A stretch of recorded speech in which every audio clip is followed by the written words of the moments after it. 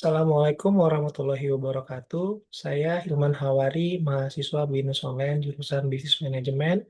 Saya akan mempresentasikan mengenai proyek yang sudah dilakukan dalam mata kuliah Karakter Building yang bertemakan keadilan dalam sektor ekonomi bagi perempuan. Alhamdulillah, dalam menyelesaikan tugas ini, ada beberapa narasumber yang bersedia memberikan cerita pengalaman dalam pekerjaannya. Jadi langsung aja, mohon izin saya untuk memaparkan informasi apa yang telah saya dan teman-teman dapatkan. Wanita Indonesia telah menunjukkan kemampuan di banyak bidang, tetapi mereka masih menghadapi ketidaksetaraan gender, terutama dalam hal akses dan partisipasi bidang ekonomi. Orang-orang seperti Raden Ajeng Kartini menjadi simbol perjuangan perempuan untuk hak yang setara, terutama dalam hal pendidikan dan kesempatan ekonomi. Meskipun demikian, ketimpangan gender masih ada di dunia saat ini. Terlihat dari diskriminasi dan stereotip sosial yang membatasi peran perempuan, kurangnya akses ke sumber daya finansial, dan kurangnya representasi di posisi kepemimpinan. Konteks sosial, konteks sosial dan keuangan. Prinsip utama dalam pembangunan masyarakat Indonesia adalah keadilan sosial yang tercakup dalam sila kelima, yang berbunyi keadilan sosial bagi seluruh rakyat Indonesia. Keadilan sosial menuntut agar setiap warga negara memiliki hak, kewajiban, dan sumber daya yang sama tanpa diskriminasi gender. Namun, dalam kenyataannya, perempuan sering mengalami ketidakadilan karena upah yang lebih rendah, akses yang terbatas ke pekerjaan, dan beban ganda antara pekerjaan rumah dan pabrik. Tidak hanya masalah keadilan, ketidaksetaraan gender berdampak pada kesehatan masyarakat. Terbukti bahwa pemberdayaan ekonomi perempuan dapat menurunkan kemiskinan, meningkatkan pendapatan keluarga, dan mendorong pertumbuhan ekonomi nasional. Untuk menghasilkan masyarakat yang lebih sejahtera dan berkelanjutan, perempuan harus lebih terlibat dalam angkatan kerja, mendapatkan pendidikan yang lebih baik, dan terlibat dalam pengambilan keputusan ekonomi. Beberapa masalah utama yang diidentifikasi adalah sebagai berikut. Stereotip dan norma sosial yang menghambat perempuan untuk memiliki karir yang sukses dan posisi pemimpin. Kurangnya akses ke pendidikan, pelatihan, dan modal usaha. Lalu rendahnya representasi perempuan di posisi strategis atau kepemimpinan, diskriminasi struktural di masyarakat dan tempat kerja. Lalu, kurangnya perlindungan hukum terhadap kekerasan berbasis gender dan diskriminasi.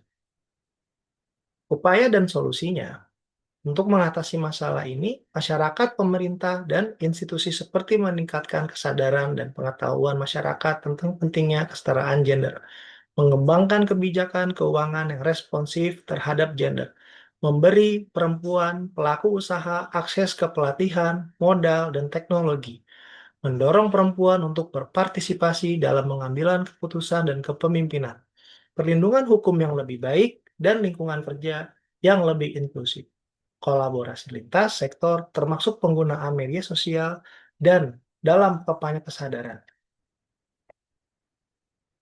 Semua upaya ini sejalan dengan nilai-nilai yang terkandung dalam Pancasila, terutama sila kelima, yang menyatakan bahwa keadilan sosial harus dirasakan oleh seluruh rakyat tanpa diskriminasi, termasuk di bidang ekonomi. Pemberdayaan perempuan adalah kebutuhan strategis dan moral untuk kemajuan negara. Lalu, latar belakang dari proposal ini menunjukkan bahwa keadilan sosial bagi perempuan dalam sektor ekonomi merupakan masalah mendesak yang membutuhkan perhatian khusus. Dengan mendukung kesetaraan gender, Indonesia dapat mewujudkan masyarakat yang lebih adil, sejahtera, dan berkelanjutan, sebagaimana dicita-citakan dalam Pancasila. Lalu, rumusan masalah dari hal tersebut, dari apa yang saya temukan, berikut ada beberapa rumusan masalah yang diantaranya apa yang dimaksud dengan ketidakadilan sosial yang dihadapi perempuan?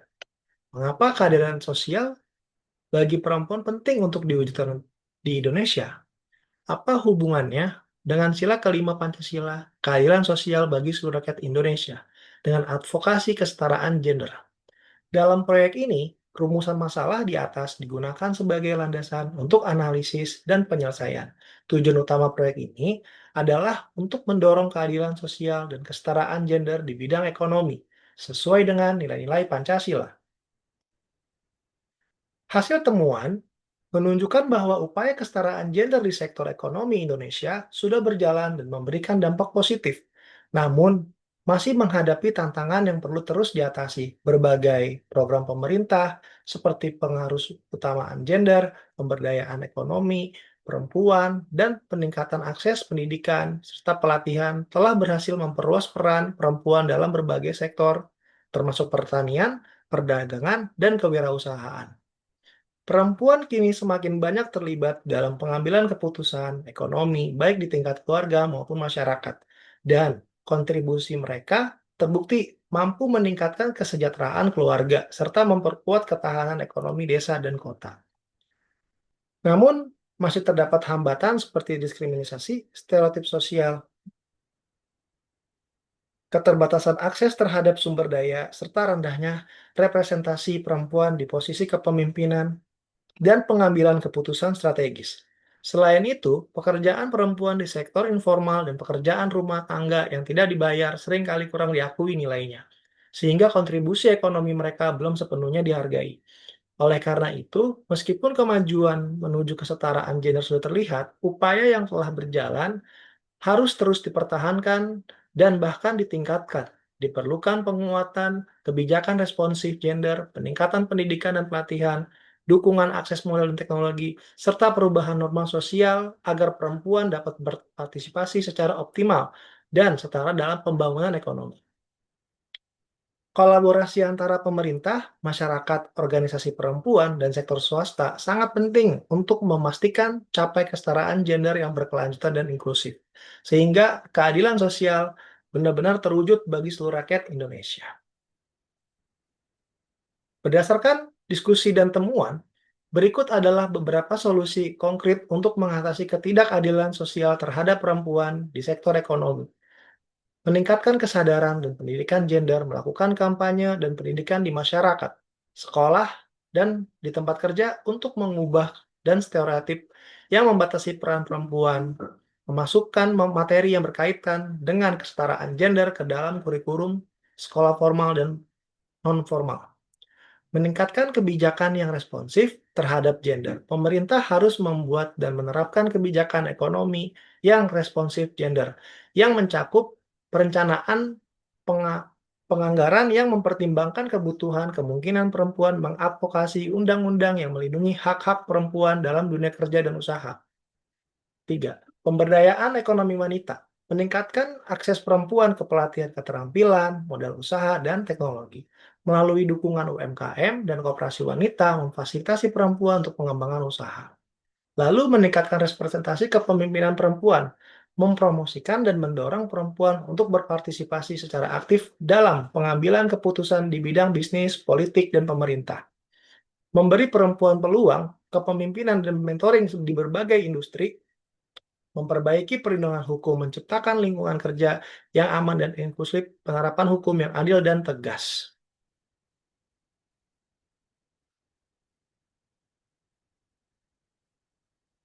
Dengan menerapkan solusi di atas secara konsisten dan berkolaborasi, diharapkan ketimpangan gender di sektor ekonomi akan dikurangi. Hal ini akan memungkinkan perempuan untuk memberikan kontribusi terbaik mereka untuk kemajuan bangsa dan membangun masyarakat yang lebih adil dan sejahtera sesuai dengan nilai-nilai Pancasila. Setelah menyelesaikan proyek ini, saya merasa semakin terbuka dan lebih peduli dengan pentingnya keadilan sosial dan kesetaraan gender, terutama bagi perempuan yang bekerja di bidang ekonomi. Saya menyadari bahwa ketidakadilan yang dialami perempuan tidak hanya terkait dengan kesempatan kerja. Stereotip sosial, kebiasaan budaya, dan kurangnya dukungan institusi adalah faktor lain yang terus menjadi hambatan. Melalui diskusi, wawancara, dan pengamatan langsung, saya belajar bahwa perubahan nyata dapat dimulai dari lingkungan terdekat dengan meningkatkan kesadaran, memberikan dukungan, dan mendorong perempuan untuk menjadi lebih percaya diri dan mandiri. Selain itu, pengalaman ini menunjukkan bahwa keadilan sosial tidak dapat dicapai dalam situasi di mana diskriminasi terus terjadi. Oleh karena itu, sangat penting bagi generasi muda untuk terus mendukung dan memperjuangkan kesetaraan gender melalui pendidikan, advokasi, dan tindakan di masyarakat. Oleh karena itu, saya yakin bahwa masyarakat yang adil, sejahtera, dan berkelanjutan dapat dicapai dengan penerapan nilai-nilai Pancasila. Sebagai kata penutup, saya ingin mengucapkan terima kasih yang sebesar-besarnya kepada Bapak dosen atas segala bimbingan, pengajaran, dan ilmu yang telah diberikan selama mata kuliah ini berlangsung. Mohon maaf jika selama kegiatan belajar ada kesalahan yang tidak disengaja. Baik, izin untuk saya mengakhiri. Wassalamualaikum warahmatullahi wabarakatuh.